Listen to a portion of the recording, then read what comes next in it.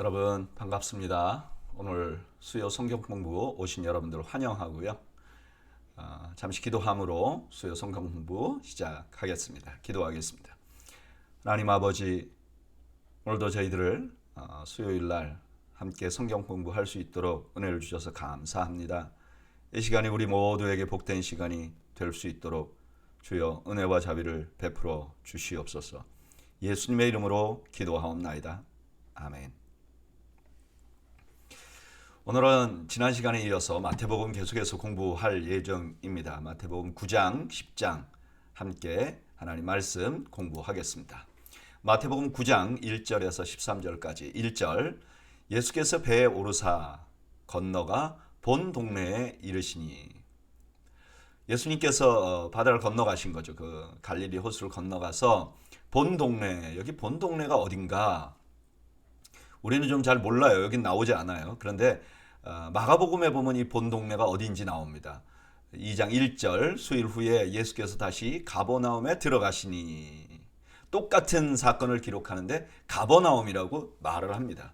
그러니까 예수님의 원래 동네가 어디냐? 그러면 가버나움이다, 이렇게 말할 수 있다는 거죠. 왜 가버나움이 예수님의 본도시인가? 우리가 생각할 땐 나사렛이 아닌가? 이런 생각할 수 있는데 마태복음 4장 13절에 보면 이런 말씀이 있어요. 나사렛을 떠나 스불론과 납달리 지경 해변에 있는 가버나움에 가서 사시니. 그러니까 예수님에게 있어서 베들레헴은 태어난 곳이고 나사렛은 자라난 곳이고 또 시간을 굉장히 많이 보낸 곳이 가버나움이에요. 그래서 많은 사람들이 예수님께서 가버나움을 그 중심으로 이렇게 사역했다, 이렇게 생각할 만큼 가버나움이 예수님과 연관된 도시라는 거죠. 그러니까 오늘 일어난 이 일은 가버나움에서 일어난 일이라는 거예요. 2절, 침상에 누운 중풍병자를 사람들이 데리고 오거늘 예수께서 그들의 믿음을 보시고 중풍병자에게 이르시되 작은 자야 안심하라, 내 죄사함을 받았느니라. 지금 이 사건은요, 마가복음에 보면 굉장히 예수님께 이 중풍병자가 오는 과정을 세세하게 다룹니다. 우리가 잘 알고 있는 내용이에요. 중풍병자가 이제 예수님 계신 곳으로 오려고 하니까 사람들이 너무 많았어요. 그래서 지붕을 뚫고 내려온 바로 그 사건입니다. 그 사건을 보고 예수님께서 중풍병자를 고치시는데 뭐라고 말하느냐? 내 죄사함을 받았느니라 라고 말합니다. 왜 예수님께서 이렇게 말씀하셨는가? 당시 유대인들은요, 질병과 죄를 연관시켰어요. 그래서 어떤 사람이 질병이 걸리면 저 사람 죄가 많다. 여러분, 만약에 그렇다면 이 사람이 질병에 치유돼도 저 사람 죄가 많다는 게 여전히 남아있으면 이 사람의 삶은 완전히 회복된 게 아니죠. 그러니까 예수님께서는 좀 더 근본적인 지금 치유를 하시는 거예요. 내 죄사함을 받았느니라. 3절, 어떤 서기관들이 속으로 이르되 이 사람이 신성을 모독하도다. 예수께서 그 생각을 아시고 이르시되 너희가 어찌하여 마음에 악한 생각을 하느냐? 내 죄사함을 받았느니라 하는 말과 일어나 걸어가라 하는 말 중에 어느 것이 쉽겠느냐? 당시의 랍비들은 죄를 사해 주시는 것은 하나님만 가능하다고 믿었어요. 마가복음 2장 7절에 이렇게 말하죠. 이 사람이 어찌 이렇게 말하는가? 신성모독이로다. 그리고 그 다음에 이렇게 말하죠. 오직 하나님 한 분 외에 누가 능히 죄를 사하겠느냐. 지금 이 사람들은 예수님을 비난하는 거죠. 저 사람이 신성모독하는 거다. 그런데 반대로 하면 예수님이 누구신지, 예수님의 정체성을 너무나 분명하게 보여주는 거예요. 죄 사하는 것을 하나님만 할 수 있어요. 근데 이 사람들이 생각하기에 중풍병은 죄와 연관이 있다고 생각했어요. 근데 중풍병이 예수님 말씀으로 고쳐지면 죄가 사해졌다는 의미고, 죄가 사해졌다면 예수님이 하나님이라는 말이잖아요. 그러니까 이 반대자들의 반대가 오히려 예수님이 누구신지에 대한 정체성을 더욱더 분명하게 지금 보여주고 있다는 거예요. 6절, 그러나 인자가 세상에서 죄를 사하는 권능이 있는 줄을 너희로 알게 하려 하노라 하시고 중풍병자에게 말씀하시되 일어나 내 침상을 가지고 집으로 가라 하시니 그가 일어나 집으로 돌아가거늘.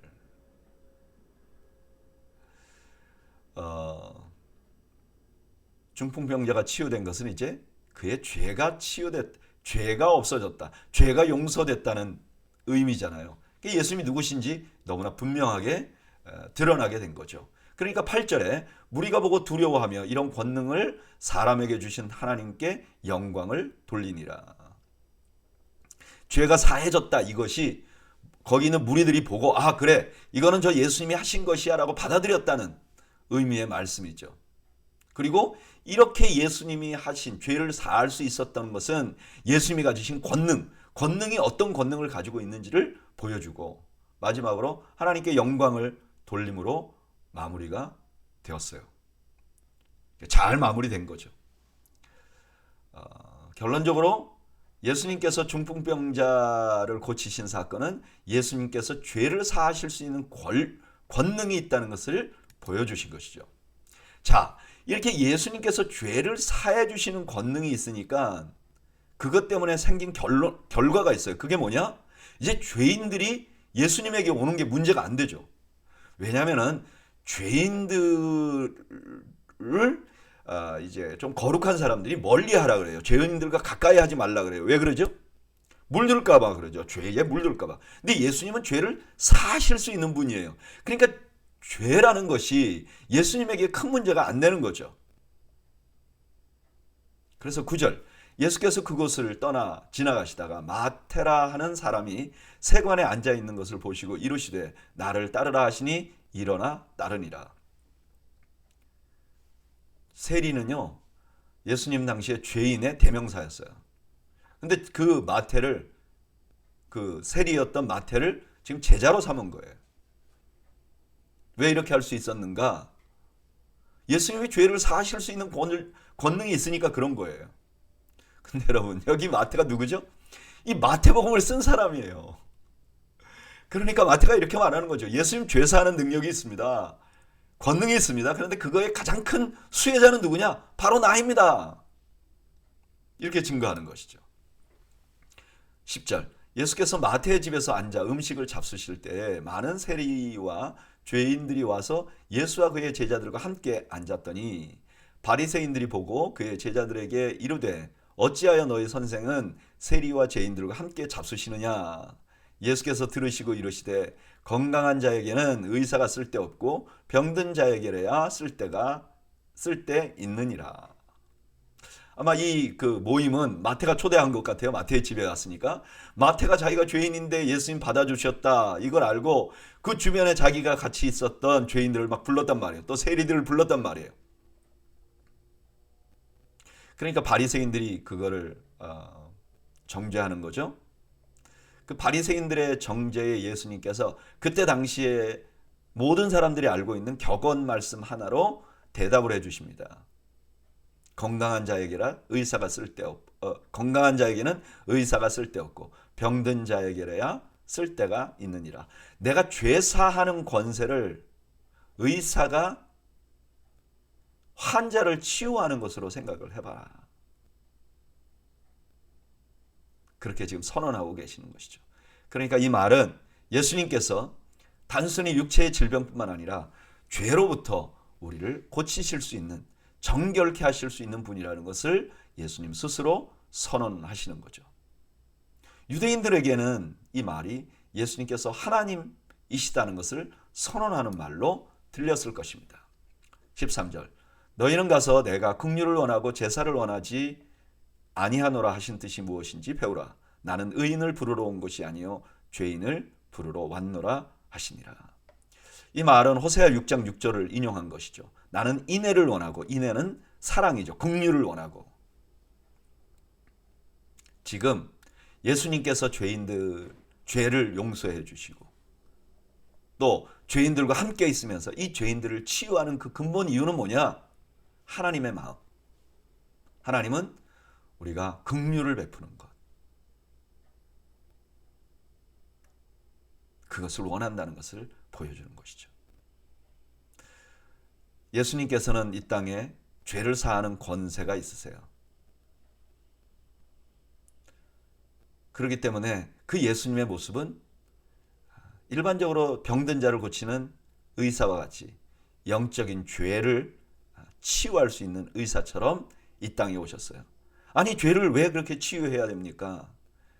그 이유는 예수님 마음속에 있는 긍휼, 하나님께서 우리에게 기대하시는 긍휼, 그것 때문에 그렇다는 거예요.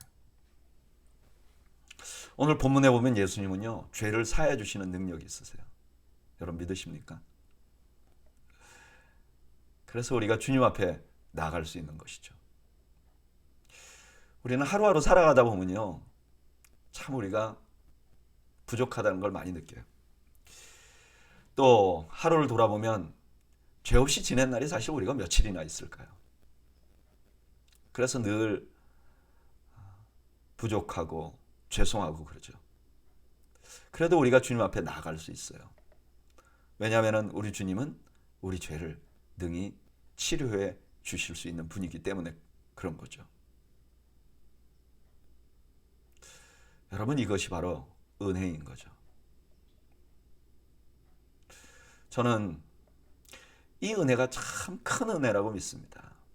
죄를 용서받는 은혜 말이죠.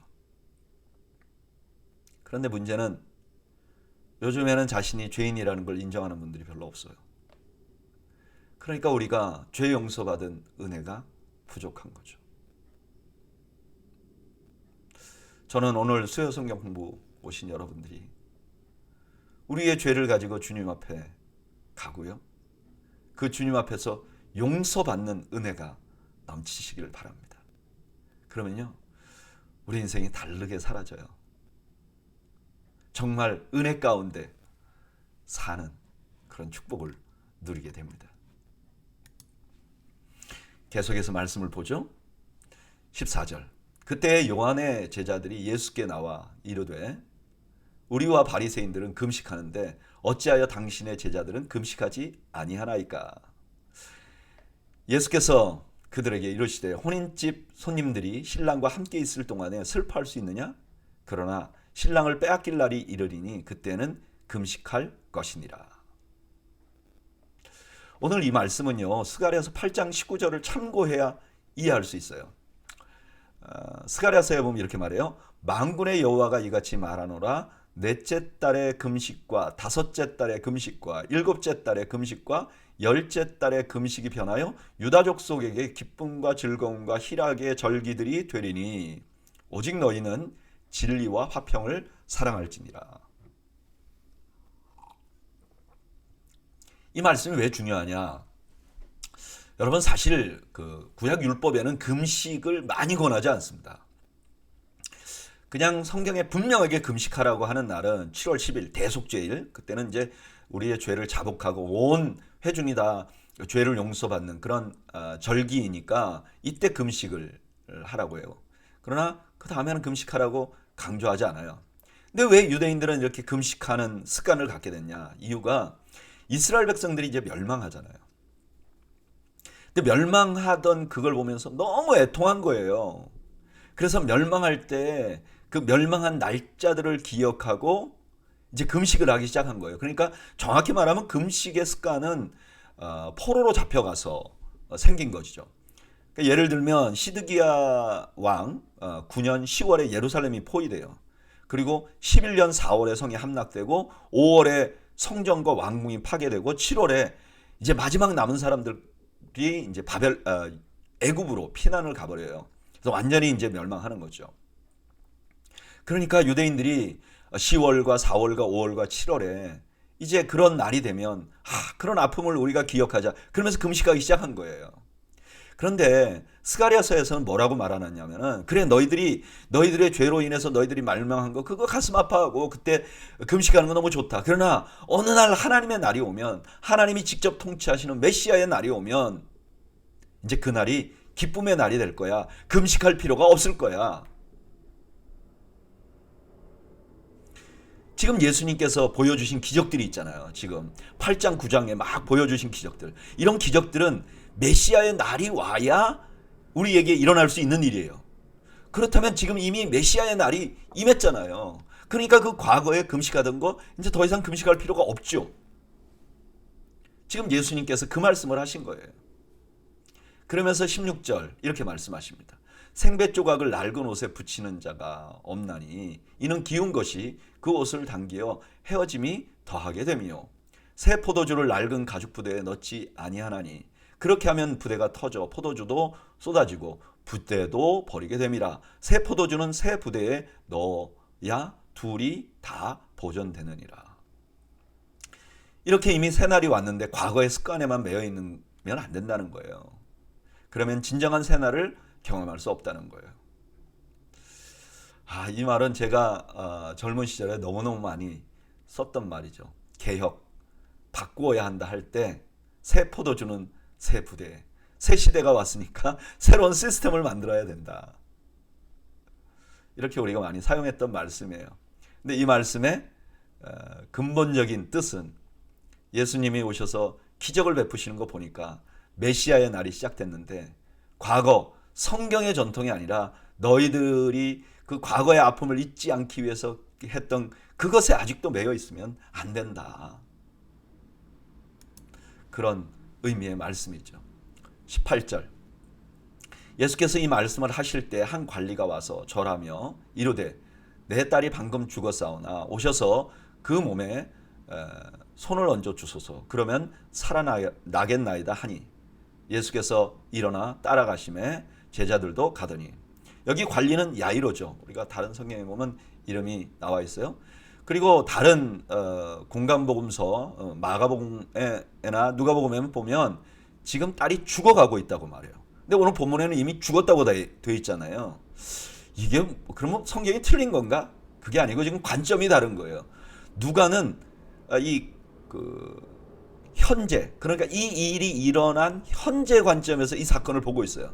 근데 마태는 결론, 이미 죽었고 그 죽은 아이를 살리셨다는 그런 결론을 알고 보는 관점으로 지금 기록하고 있는 거죠.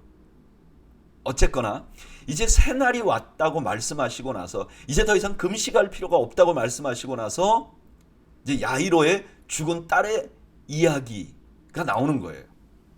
20절 이제 예수님께서 야이로의 딸을 고치시러 가는 도중에 20절 12해 동안이나 혈루증을 앓는 여자가 예수의 뒤로 와서 그 겉옷가를 만지니 이는 제 마음에 그 겉옷만 만져도 구원을 받겠다 함이라.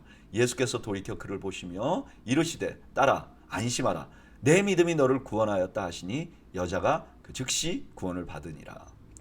이 야이로의 딸을 고치시는 그 장면 가운데 마태복음은 다른 복음서 다 마찬가지지만 혈루증을 앓은 여인이 치유받는 장면이 나와요. 근데 여기 치유받는 장면에 무엇이 강조되냐면 내 믿음이 너를 구원하였다. 여인의 믿음이 강조가 돼요.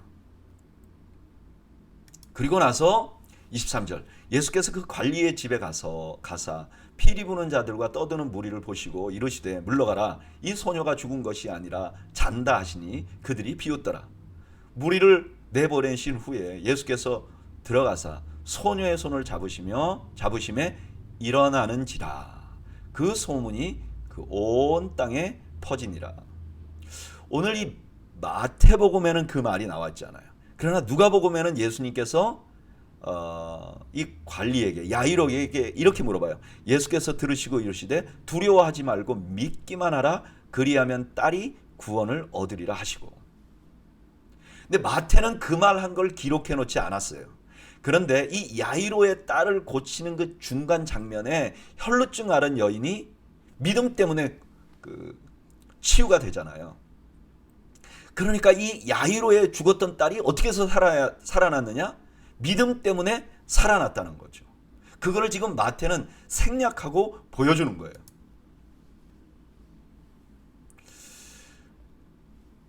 오늘 이 본문에 보면요. 혈루증도 정말 이 여인이 고쳐지지 12회를 계속 앓았다 그러잖아요. 근데 부정한 질병이죠. 죽음도 부정한 거죠. 시체가 되면. 그런데 우리 주님께서 부정한 것을 정결하게 하는 의사로서 사역의 절정이 뭐냐? 죽음에서 일으키는 거예요. 여러분 보이시죠? 지금 똑같은 사건을 누가나 마가는요 믿음의 관점에서 보고 있어요. 그런데 지금 마태의 관점에서 볼 때는 이것이 부정한 것을 정결하게 하는 의사로서 예수님의 사역의 절정. 그게 뭐죠? 죽음. 그 죽음도 정결하게 해버리는 거예요. 죽음에서 일으키는 거예요. 저는 이 말씀 그냥 묵상하다가 예수님께서 죽은 자를 살리실 수 있는 분이다. 그 생각을 하면서 그냥 이런 생각이 나더라고요. 저의 인생을 돌아보면 죽은 것 같은 부분이 있어요. 아마 여러분들도 그런 부분이 있을 거예요. 아픔이 많은 부분이라든지 아니면 정말 허송세월한 부분이라든지 아니면 내가 그때 왜 그랬을까 그런 부분이라든지. 근데 갑자기 그냥 이 말씀 묵상하면서 성경 공부 준비하면서 그냥 이런 생각이 들더라고요. 그래, 죽은 나사로의 딸을 살리실 수 있는 분, 어떤 부정도 정결하게 하실 수 있는 분, 그분께 나의 인생의 이러이러 부분들을 올려드리면 우리 주님께서 죽은 것 같은 나의 인생의 부분도 다시 살려 주실 수 있을 것 같다. 그래서 기도합니다. 하나님, 내 인생에 죽은 것 같은 부분이 있습니다. 살려주십시오. 저는 오늘 성경 공부 나오신 여러분들에게도 그런 은혜가 오늘 일어나기를 축복합니다. 어떤 부정도 심지어 죽음도 예수님에게는 장애가 되지 않습니다. 우리 인생의 죽은 것 같은 부분을 주님 앞에 올려드리고 주님이 치유하시고 회복시키시고 살려내는 은혜를 오늘 저녁에 오신 여러분들 모두 경험하시기를 주님의 이름으로 축원합니다. 축복합니다. 이런 소식이 사방에 퍼집니다. 그러니까 27절에 예수께서 거기에서 떠나가사 두 맹인이 따라오며 소리질러 이르되 다윗의 자손이여 우리를 불쌍히 여기소서 하더니, 이 소문을 들은 두 맹인이 있어요. 유대인들은요, 맹인은 하나님의 심판을 받아서 장애를 가졌다고 생각했어요. 요한복음 9장 2절 제자들이 물어 이르되 라삐여, 이 사람이 맹인으로 난 것이 누구의 죄로 인함이니까? 자기니까? 그의 부모이니까? 그런데 이 맹인들이 지금 예수님께 다윗의 자손이여 우리를 불쌍히 여기소서, 그러면서 예수님을 다윗의 자손이라고 부르고 있어요. 왜 이렇게 부르는가? 구약 성경에 보면 메시아의 날이 오면 맹인이 눈을 뜨게 된다는 말씀이 있죠. 이사야서 35장 4절 5절, 이제 주의 날이 되면 5절, 그때 맹인의 눈이 밝을 것이며,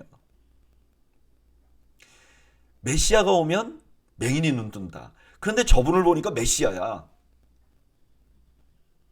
그러니까 지금 맹인들이 예수님 앞에 막 소리를 지르는 거예요.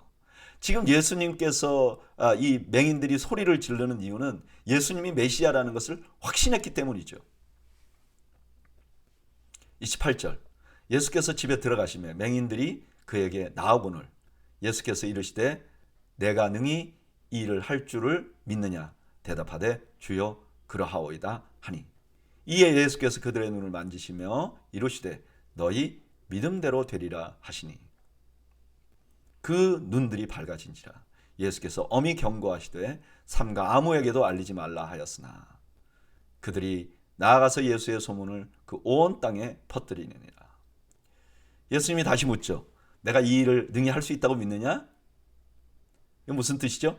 네가 정말 내가 메시아라는 걸 믿느냐?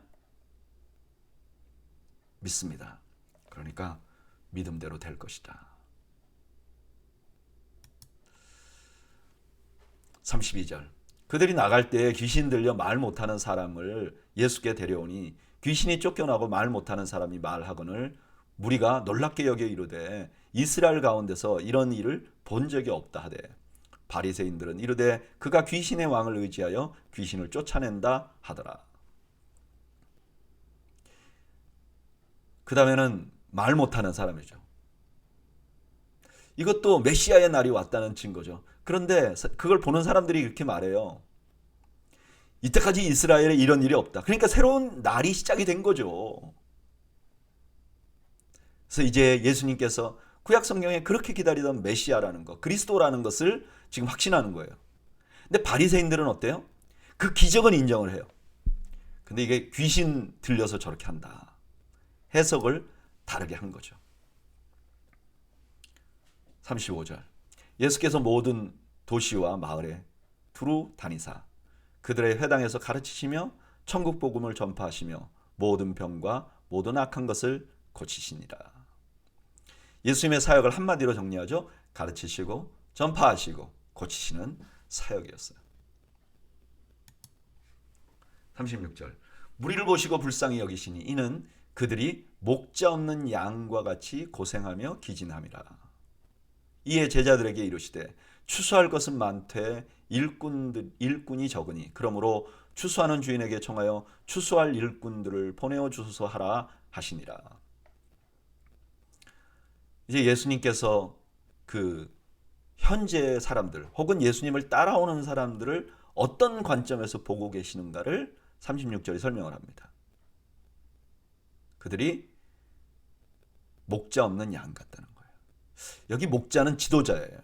사실 예수님 사역하시던 당시에 이스라엘은 목자가 없었어요. 지도자가 없었어요. 선지자도 오랫동안 나오지 않았죠. 지금 그들을 지도하고 있는 사람들은 그냥 헛되이 세워진 종교인들이죠. 그들의 왕은 로마 제국에서 세워놓은 꼭두각시죠. 그러니까 그들이 목자가 없는 양같이 고생하는 거죠. 근데 사실은 그들은 더 진정한 목자를 지금 잃어버린 거죠.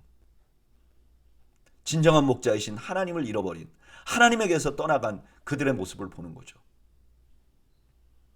그리고 그들을 불쌍히 여기는 거죠.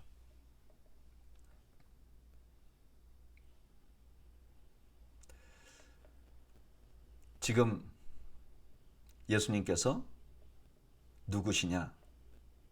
목자이시다는 거죠. 그걸 지금 보여주시는 거죠. 37절, 38절은 다음 장과 오히려 더 연관이 있는 것 같아요.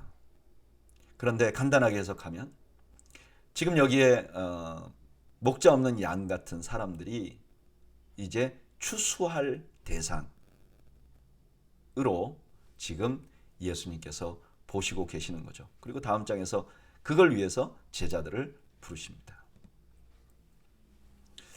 오늘 본문에 보면 예수님이 메시아라는 것을 이렇게 증명하기 위해서 몇 가지 기적들이 일어납니다. 그런데 그 기적은요, 예수님이 하세요. 그러니까 이제 이 사람이 믿는다고 기적을 행하고 믿지 않는다고 기적을 못 하시고 그런 분은 아니세요.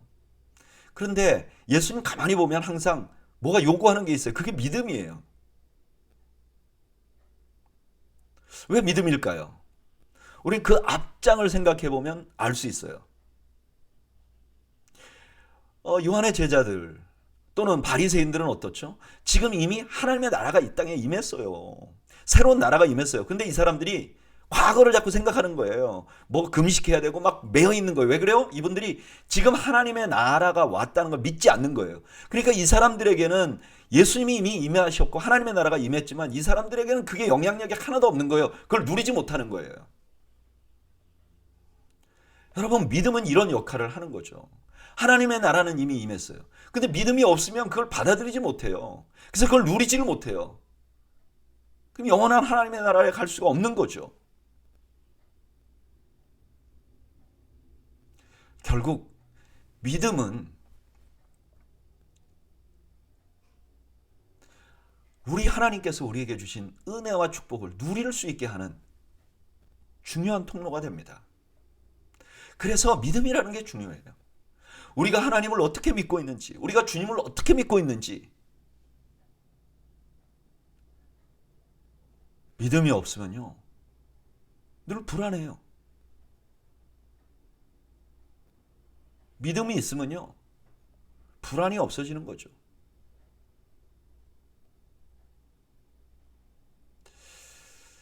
여러분들 모두가 아마 그런 경험을 하셨을 거예요.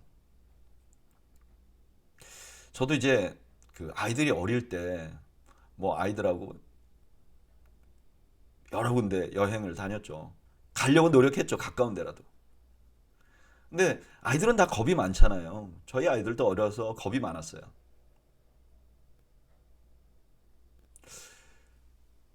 예를 들면 어떤 뭐 한국에 가면 이렇게 출렁다리 같은 게 많아요.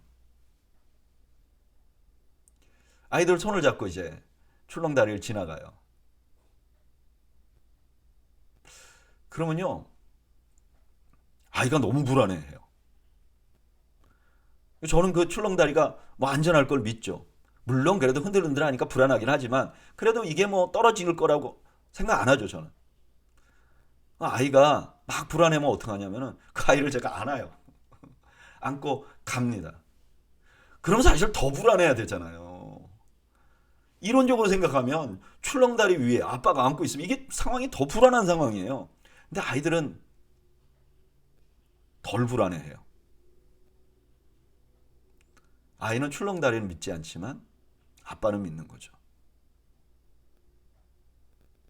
아빠를 믿으면 더 이상 그 출렁다리는 이 아이에게 두려움이 되지 않아요. 이게 맞는 비유인지 아닌지는 모르겠지만 저는 그런 생각을 해봅니다. 하나님이 우리에게 여러 가지 환경에서 우리가 살아가는 그런 상황을 주셨어요. 어떤 상황은 좀 내가 봐도 안전해 보이는 상황을 지나갈 때가 있고, 어떤 때는 너무나 불안한 때가 있어요. 근데 그때 우리가 주님을 신뢰하면 똑같은 상황에서 불안감 없이 지낼 수 있는 거죠. 근데 똑같은 상황에서도 주님을 신뢰하지 않으면 너무너무 불안한 거예요.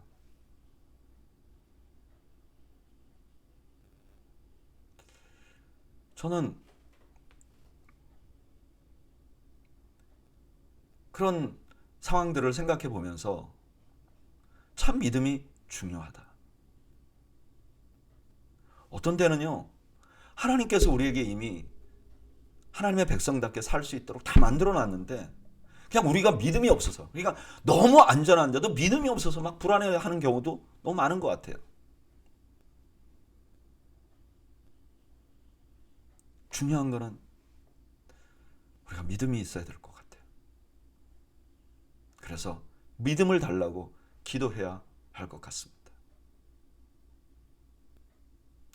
오늘 성경 공부 나오신 여러분, 우리는 이미 예수님을 믿고 하나님의 백성 됐어요. 이 땅에서도 하나님의 통치를 받으며 살고 있어요. 그런데 왜 나에게는 하나님의 백성 되고 하나님 나라에 사는 증거들이 없을까요? 그런 증거들이 부족할까요? 믿음 때문은 아닐까요? 저는 우리가 오늘 믿음을 달라고 기도하면 좋겠어요. 하나님, 믿음을 좀 주십시오. 그래서 날마다 살면서 하나님의 능력을 경험하고 살 수 있게 해주세요. 또 이 땅을 살면서 불안해하지 않고 하나님 믿는 것 때문에 더 평안하게 살 수 있도록 도와주세요. 우리가 믿음을 달라고 함께 기도할 수 있기를 바랍니다. 이제 10장으로 넘어갑니다. 9장 마지막 절에서 이제 추수할 것들이 많다. 그래서 일꾼을 보내달라. 그리고 나서 주님이 직접 제자를 부르시는 장면이 나옵니다. 연관이 있겠죠. 1절 예수께서 그의 12제자를 부르사 더러운 귀신을 쫓아내며 모든 병과 모든 악한 것을 고치시는 권능을 주시니라. 여기 권능이라는 건 예수님이 가지셨던 권능하고 굉장히 유사하죠. 35절에 이렇게 말해요. 예수께서 모든 도시와 마을을 두루 다니시며 그들의 회당에서 가르치시며 천국 복음을 전파하시며 모든 병과 악한 것을 고치시니라. 제자들에게도 고치시는 능력을 줬죠. 근데 여기 12명이라고 하네요. 왜 12명일까? 마태복음 19장 28절에 보면 이것이 구약의 12지파와 연관이 있다는 것을 알게 됩니다. 그리고 2절부터 12제자들의 이름을 기록합니다. 12사도의 이름은 이러하니 베드로라 하는 시몬을 비롯하여 그의 형제 안드레와 세베대의 아들 야고보와 그 형제 요한, 빌립과 바돌로메, 도마와 세리마테, 알페오의 아들 야고보와 다데오, 가나안인 시몬 및 가롯 유다 곧 예수를 판 자라. 여기 이 제자들을 사도라고 부른 건 마태복음에 여기밖에 안 나와요. 사도는 어떤 사람이죠? 보냄을 받은 사람이에요. 그러니까 보낸 사람과 방불한 거죠. 그러니까 12명의 사도는 예수님의 권위를 대리하는 사람들이다 라는 의미를 가지고 있는 것이죠. 5절 예수께서 이 12를 보내시며 명하여 이르시되 이방인의 길로도 가지 말고 사마리아의 고을에도 들어가지 말고 오직 오히려 이스라엘 집에 잃어버린 양에게로 가라. 지금 역시 제자들을 불러서 이미 말씀하신 것처럼 추수하러 보낸 거죠. 믿는 자들을 거두어 들이러 보낸 거죠. 그런데 이방인에게 가지 말라 그래요. 그래서 어떤 분들은 예수님은 이방인을 구원하려고 안 했다 이렇게 말하는 사람도 있어요. 근데 이거는요 전략적인 우선순위를 둔 거예요. 지금은 이제 유대인들 먼저 하고 점차적으로 이방인에게로 가는 거죠. 마태복음 28장 19절에는 뭐라 그러죠? 너희는 가서 모든 족속을 제자로 삼으라 그러잖아요. 그러니까 이 예수님의 말씀은 이방인들에게 복음을 전하지 말라, 이방인은 제외한다 그런 뜻이 아니고 지금 전략적으로 먼저 제자들이 이제 시작하는 거잖아요. 그러니까 연습도 해야 되고 이제 시작하는데 이스라엘로 가라는 거예요. 유대인들에게 가서 먼저 복음을 전하는 거예요. 7절 가면서 전파하여 말하되 천국이 가까이 왔다 하고 병든 자를 고치며 죽은 자를 살리며 나병한 자를 깨끗하게 하며 귀신을 쫓아내되 너희가 거저 받았으니 거저 주라. 여기 기적들은 다 예수님께서 하신 거예요. 그런데 이 제자들이 예수님의 대리자잖아요. 사도라고 부르잖아요. 그러니까 예수님이 한 일도 그대로 다 할 수 있게 예수님께서 해주셨다는 거예요. 그런데 그렇게 복음을 전할 때 제자들이 잊지 말아야 될 것은 복음을 전하거나 병을 고치면서 그걸 팔지 말라는 거예요. 거저 받았으니까 거저 주라는 거예요. 팔지 말라. 물질을 위해서 기적을 행하지 말라. 물질을 위해서 사역하지 말라.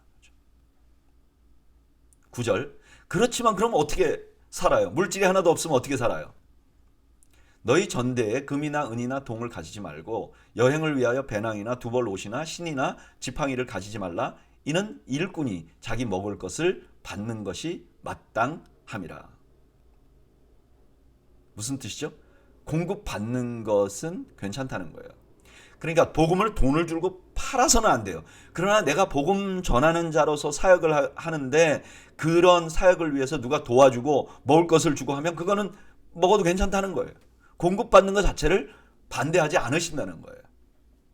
11절 어떤 성에나 마을에 들어가든지 그 중에 합당한 자를 찾아내어 너희가 떠나기까지 거기서 머물라. 또 그 집에 들어가면서 평안하기를 빌라. 그 집이 이에 합당하면 너희 빈 평안이 거기 임할 것이요 만일 합당하지 않으면 그 평안이 너희에게 돌아올 것이니라. 그 다음에 아주 중요한 말씀 하시죠. 그 마을에 들어가서 이 집 저 집 다니면서 거기 머물지 말라는 거예요. 그러면 이게 수입을 자꾸 늘리게 되잖아요. 그냥 한 집에 들어가면 그 집에 있으면서 그 사람들 가족같이 지내면서 거기서 대접을 받으면서 복음을 전하라는 거예요.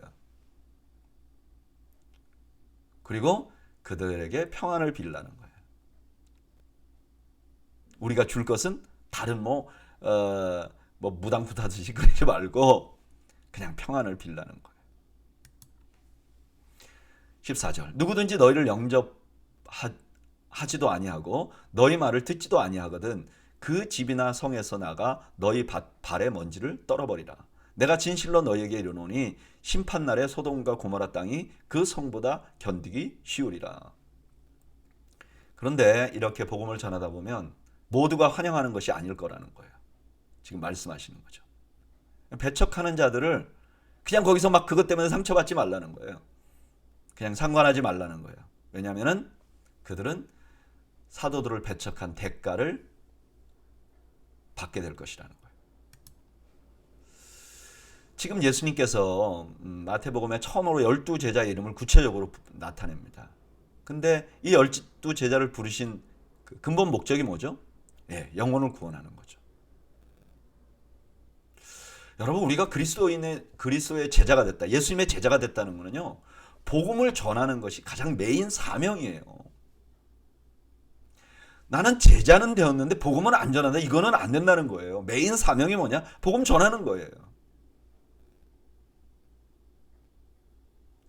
그래서 우리는 어쩌면 매년 전도할 사람을 생각하고 기도해야 됩니다. 이게 메인 사명이에요. 2023년도 시작하잖아요. 나는 뭘 해야 될까? 여러 가지 우리가 계획을 할 수 있는데 제일 중요한 계획 중에 하나가 올해 몇 사람을 전도해야 되겠다. 내가 누구에게 복음을 전할까? 이런 각오를 해야 된다는 거예요. 요즘에 이런 게 좀 많이 없어진 것 같아요. 연초가 되면요. 원래 성경 일독해야지 뭐 너무 중요한 일이지만 이런 생각하는 분들 많아요. 원래 운동해야지 건강을 위해서. 그런 생각하는 분들 굉장히 많아요. 그런데 내가 원래는 이 사람에게 복음을 전하겠습니다. 이런 결단을 하는 분들은 잘 못 봤어요. 여러분, 오늘 수요 성경 공부 나오신 여러분, 우리가 그렇게 합시다.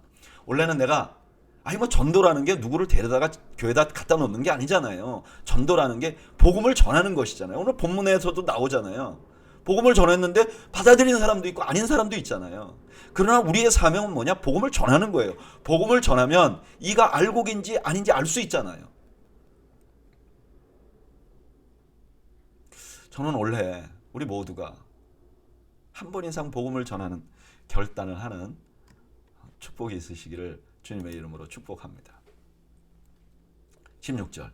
보라 내가 너희를 보냄이 양을 이리 가운데 보낸 것 같도다. 그러므로 너희는 뱀같이 지혜롭고 비둘기같이 순결하라. 배척 받을 것을 말씀한 다음에 이렇게 말씀하세요. 양을 이리 가운데. 여러분, 양을 이리 가운데 보내면 어떻게 될까요? 다 찢어지죠. 핍박 가운데 핍박받을 각오를 하라는 거예요. 근데 핍박을 받으면요, 뱀같이 지혜로워야 된다는 거예요. 그냥 뻔히 핍박을 받을 걸 알고 거기 있거나 그러지 말라는 거예요. 그러나 그 핍박을 피하기 위해서 또한 신앙적인 순결을 잃어버려도 안 된다는 거예요. 그러면서 뱀같이 지혜롭고 또 순결하려면 어떻게 해야 되는가? 구체적으로 설명하세요. 17절. 사람들을 삼가라. 그들이 너희를 공회에 넘겨주겠고 그들의 회당에서 채찍질하리라. 또 너희가 나로 말미암아 총독들과 임금들 앞에 끌려가게 가리니 이는 그들과 이방인들에게 증거가 되게 하려 하심이라. 지혜로워야 할 중요한 그 방법 중에 하나가 사람을 조심하는 거예요. 사람들을 의지하고 그러지 말라는 거예요. 그러면 그들이 너희를 공회에 넘겨줄 거라는 거예요. 여러분들에게는 이 말씀이 어떤지 모르지만 저 같은 목회자에게는 참 중요한 말씀이에요. 저는 우리 교인들을 참 사랑합니다. 그리고 주님이 맡겨주신 동력자 또는 목양해야 될 목양의 대상들 이렇게 생각하면서 열심히 섬겨요. 그러나 내가 여러분들을 의지하면 안 된다는 거죠. 나는 하나님만 의지해야죠. 그런데 우리가 이게 참 어렵잖아요. 우리 마음이 의지하게 될 수도 있잖아요. 그럼 막 분노가 일어날 수도 있잖아요. 어쩌면 저 사람들이 나한테 이렇게 할 수가 있는가. 그런데 이렇게 말씀하시죠. 그래도 괜찮아. 왜냐하면 너가 당하는 고난이 오히려 복음을 전하는 기회가 되게 할 거니까. 그렇죠. 내가 살든지 죽든지 주의 복음이 전파되어야 하는 것이죠. 19절. 너희를 넘겨줄 때 어떻게 또는 무엇을 말할까 염려하지 말라. 그때에 너희에게 할 말을 주시리니 말하는 이는 너희가 아니라 너희 속에서 말씀하시는 이 곧 너희 아버지의 성령이시니라. 핍박이 복음의 증거가 되잖아요. 내가 그럴 때 무슨 말을 해야 되나 걱정하지 말라는 거예요. 성령께서 너 말할 거 다 알려준다는 거예요. 여러분 이거는 너 말 못할 것 때문에 걱정하지 마.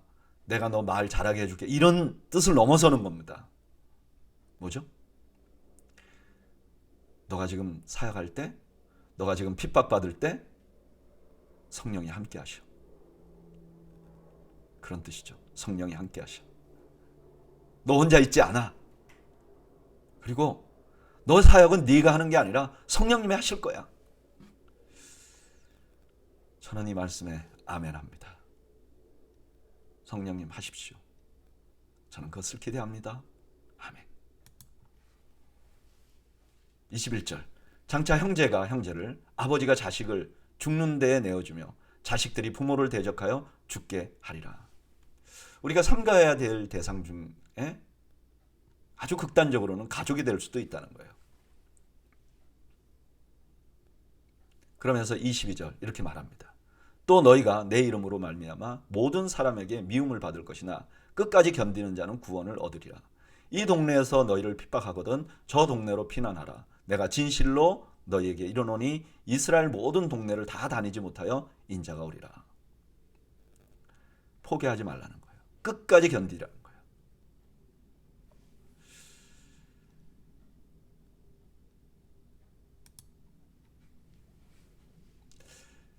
여러분, 예수님께서는 제자들을 보내시면서 그들이 기대해야 될 것은 환영이 아니라고 말해요. 우리는 너무나 환영받을 것을 기대를 많이 하는 것 같아요. 근데 우리에게 기다리고 있는 건 박해예요. 박해가 왔을 때 우리가 지혜롭게 행동해야 해요. 그리고 절대 사람을 의지하면 안 돼요. 그리고 끝까지 견뎌야 돼요. 견디면 구원을 얻게 되는 거죠. 여러분, 우리가 인생을 살아가다 보면 그냥 견뎌야만 하는 때가 있어요. 근데 견디는 것 자체가 의미가 있다는 것입니다. 오늘 힘든 과정을 지나가시는 분들이 있다면 견디십시오. 조금만 더 견디십시오.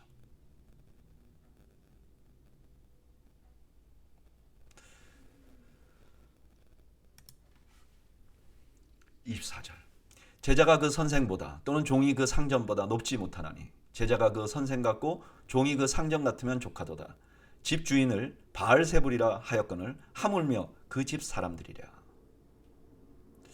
무슨 뜻이죠? 이제 예수님이 핍박 받으실 거잖아요. 그런데 너희들 예수님이 그 정도 핍박 받았는데 너희들 더 큰 핍박 받을 수도 있어.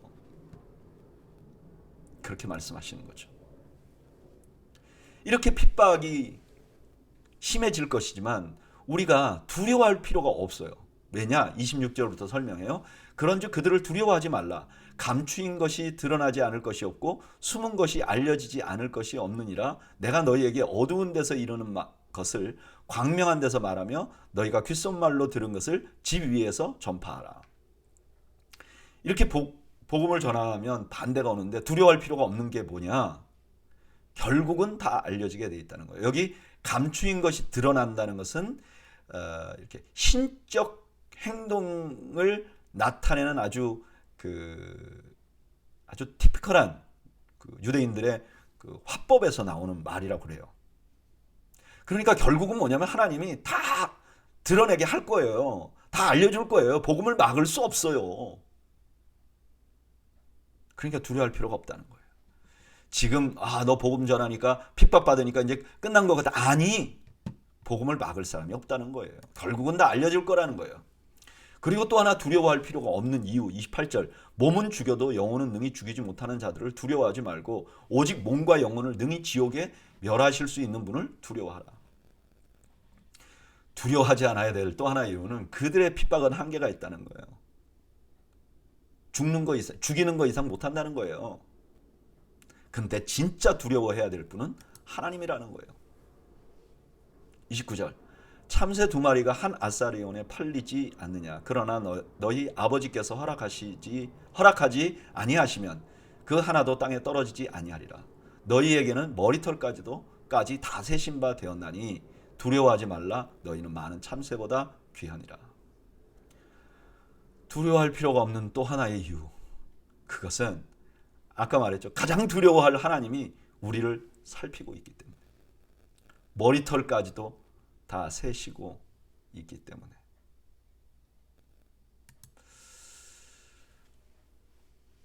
(32절) 누구든지 사람 앞에서 나를 시인하면 나도 하늘에 계신 내 아버지 앞에서 그를 시인할 것이요 누구든지 사람 앞에서 나를 부인하면 나도 하늘에 계신 내 아버지 앞에서 그를 부인하리라.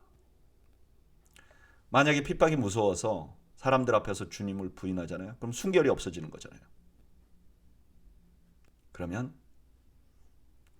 우리가 하나님 앞에서도 우리가 부인될 거예요. 이게 더 무서운 일이죠? 가장 무서운 일이죠. 여러분이 이런 말씀 묵상해보면 우리가 제대로 신앙생활을 하고 있는가 아닌가를 다시 한번 생각할 수밖에 없게 돼요. 여러분, 예수 믿으면 핍박을 받습니다. 예수 믿으면 부자가 되고 잘 사는 게 아니에요. 그런데 핍박을 받으면서도 우리가 두려워할 필요가 없는 이유가 있어요. 하나님이 우리를 보호해 주시고 있기 때문이죠.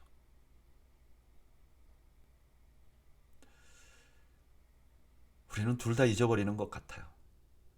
예수 믿으면 잘 될 것이라고 착각하고요. 하나님이 보호해 주신다는 것도 자꾸 잊어버리고요. 잊지 말아야 합니다. 이걸 잊으면 너무나 중요한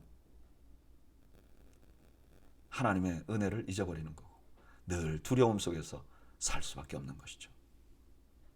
여러분, 우리가 우리 인생을 돌아봅시다. 돌아보면요, 하나님이 항상 지켜주셨어요. 하나님이 항상 보호해 주셨어요. 과거에 그러셨다면 지금도 그럴 것이고 앞으로도 그럴 것입니다. 항상 우리를 지키시고 보호하시는 주님을 잊지 않는 여러분들이 되시기를 바랍니다. 34절 내가 세상에 화평을 주러 온 줄로 생각하지 말라. 화평이 아니여 검을 주러 왔노라.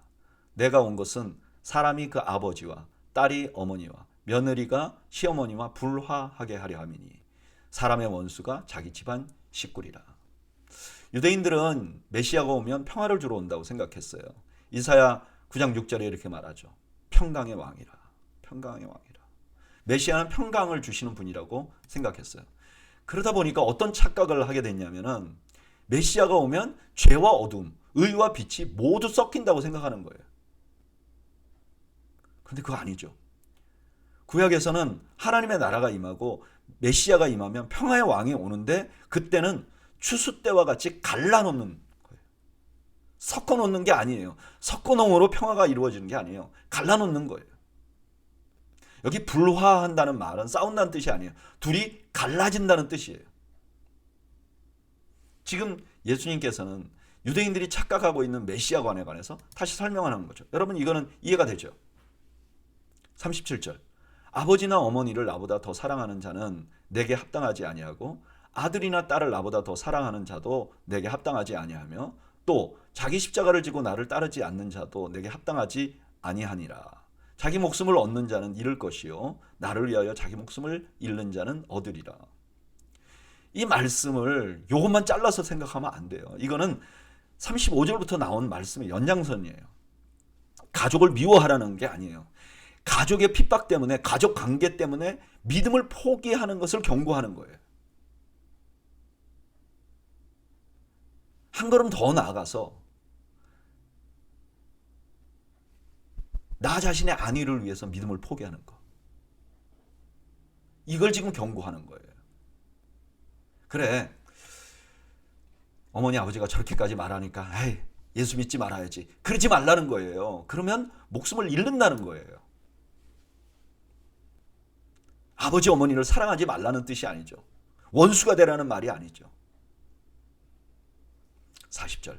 너희를 영접하는 자는 나를 영접하는 것이요 나를 영접하는 자는 나를 보내신 이를 영접하는 것이니 선지자의 이름으로 선지자를 영접하는 자는 선지자의 상을 받을 것이요 의인의 이름으로 의인을 영접하는 자는 의인의 상을 받을 것이요 또 누구든지 제자의 이름으로 이 작은 자 중 하나에게 냉수 한 그릇이라도 주는 자는 내가 진실로 너희에게 이르노니 그 사람이 결단코 상을 잃지 아니하리라 하시니라. 제자들에게 잘해주는 사람, 이때까지는 핍박에 대해서 말했는데 제자들에게 선대하는 사람도 있죠. 그런 사람들에게는 상을 잃지 않을 것이라고, 상을 꼭 주겠다고 말씀하시는 거예요. 핍박받고 또는 선대받고 할 수 있어요.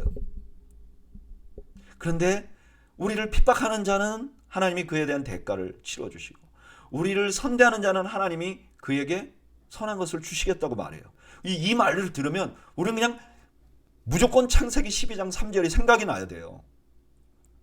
너를 축복하는 자에게는 내가 복을 내리고 너를 저주하는 자에게는 내가 저주하리니 땅의 모든 족속이 너로 말미암아 복을 얻을 것이니라 하신지라. 예수님의 이 마태복음 10장의 말씀은요, 우리가 어떤 존재인지를 말해주는 거예요. 우리는 누구냐? 아브라함의 자손이에요. 세상을 복되게 할 존재예요. 그래서 우리가 세상에 나서 복음을 전하면 우리를 핍박하는 사람이 있고 우리에게 선대하는 사람이 있어요. 그들을 하나님께서 다 우리를 핍박하는 자에게 하나님 갚아주시고 우리에게 선대하는 자에게 하나님 갚아주실 것이라는 거예요. 그게 왜 그러냐? 내가 너만을 위해서 세상을 돌려.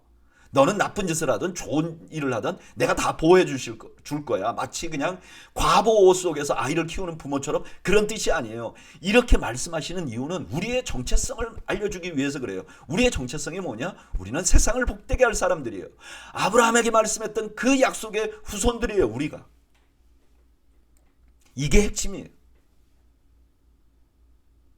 그래서 세상을 복되게 하는 가장 중요한 방법은 무엇이냐? 복음을 전하는 것이죠. 그리고 또 하나 여기서 부수적으로 얻을 수 있는 것이 이런 것이죠. 하나님은 나의 편이 되어주시겠다는 거예요. 앞에 건 떼버리고 뒤에 것만 알면 문제가 돼요.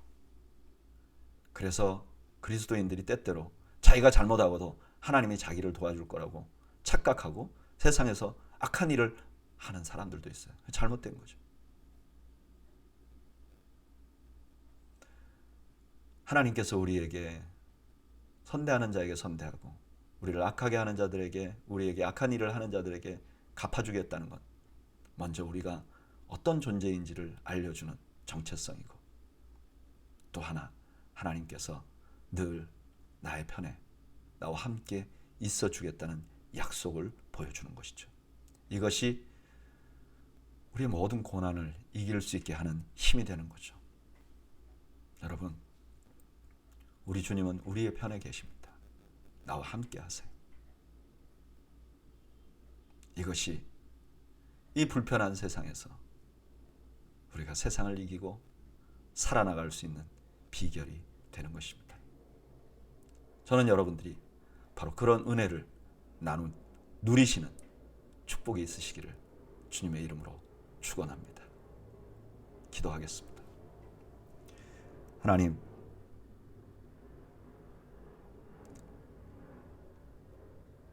우리같이 부족한 자들을 이 땅을 복되게 하는 참 아브라함의 자손으로 불러주시니 감사합니다. 우리가 고난을 당하거나 어려움을 당하거나 하나님 우리와 함께 하시는 것 때문에 늘 힘을 내게 하시고 극복하게 하시고 주님이 기뻐하시는 복음을 전하는 주님의 제자들이 모두 될 수 있도록 은혜를 베풀어 주시옵소서. 예수님의 이름으로 기도하옵나이다. 아멘.